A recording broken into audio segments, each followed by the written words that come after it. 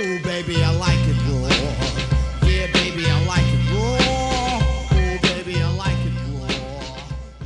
Hello and welcome to Reviewed with a Z. With you as always is me, James. I'm Chan. And this week we're going to be reviewing The Mummy 3.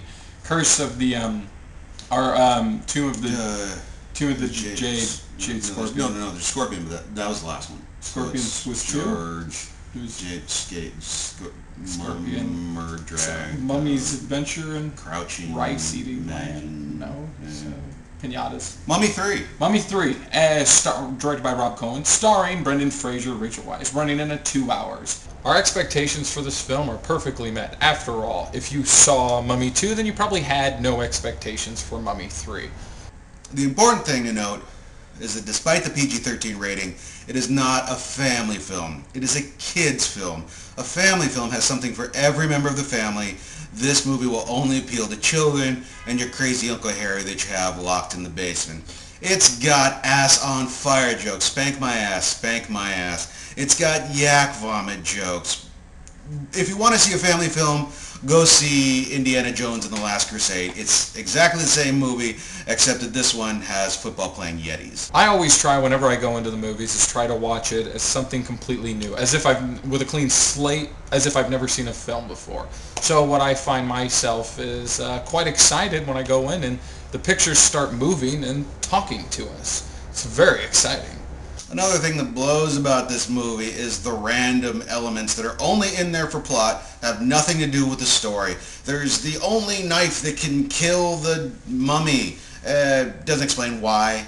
It doesn't explain where it came from. The army becomes invincible once it crosses the wall, but they don't explain reason why. The only thing I do approve of, random element-wise, is the random hot Asian chicks. There's a girl in there who's got a scar, and she's super hot, and she fights, but she doesn't do anything for the movie. Just completely extraneous character.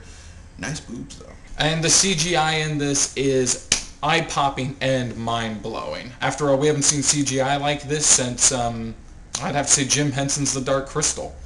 And there were wonderfully rich elements from the Chinese culture in the film. At one point, Brendan Fraser tries to fight this mummy thing with fireworks, because they're in China. And we all know that they use fireworks to fight. I'm sure there was a great rice battle, but we didn't get to see it in the film. Hopefully it'll be on the extended edition DVD. Steven Sommers makes horror films into action films. Used to be, Mummy was scary.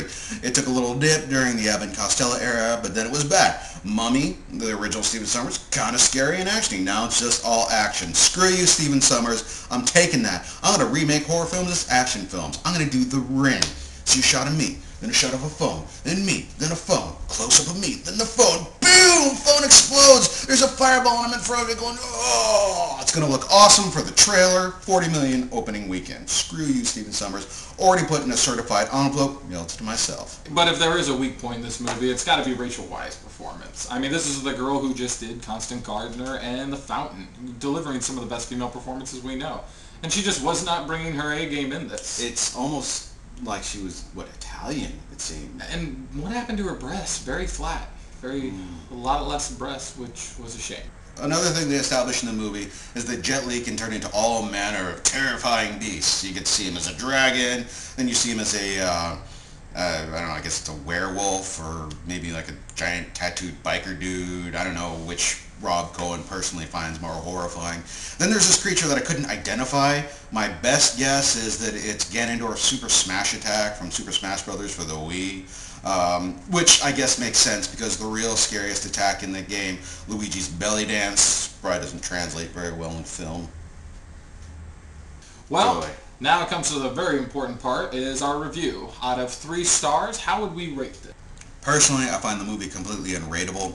So instead, I'm going to rate the delicious caramel corn from ArcLight Cinemas. Get it every time I go. This week, crisp, very few small pieces, no kernels.